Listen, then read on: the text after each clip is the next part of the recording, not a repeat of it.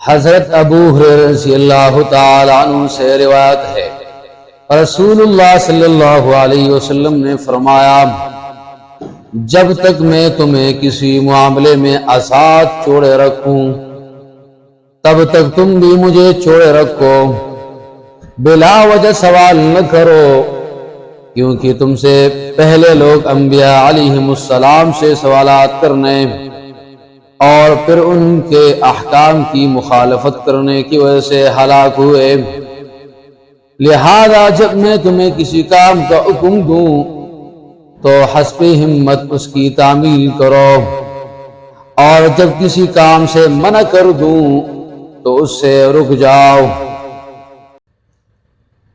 حضرت ابو جعفر محمد باقر رحمت اللہ علیہ سے روایت ہے، انہوں نے کہا، حضرت عبداللہ بن عمر رضی اللہ تعالی عنہما جب رسول اللہ صلی اللہ علیہ وسلم سے کوئی حدیث سنتے